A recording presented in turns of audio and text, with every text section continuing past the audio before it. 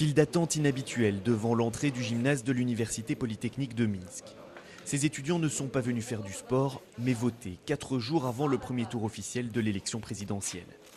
Au Bélarus, le vote par anticipation est légal depuis l'an 2000, mais dans l'université, certains ne le considèrent pas vraiment comme un droit.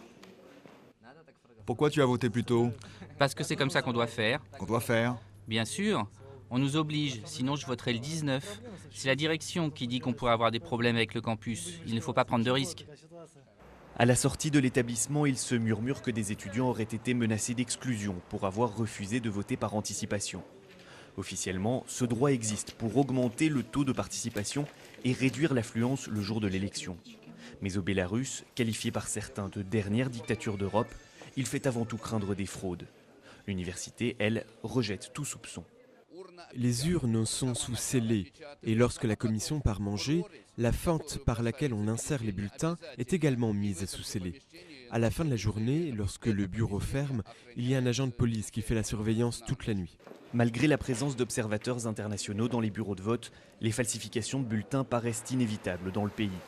Selon la constitution établie sous le régime de Loukachenko, le dépouillement des votes est secret et dirigé à plus de 99% par des gens qui dépendent du pouvoir. Les universités sont des cibles privilégiées.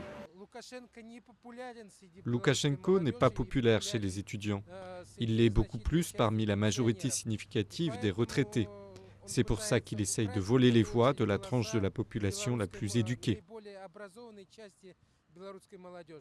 À Polytechnique, en 2 jours, de plein gré ou sous pression, près de la moitié des 1730 étudiants inscrits sur les listes a voté par anticipation. Et de l'avis général, le résultat ne fait guère de doute.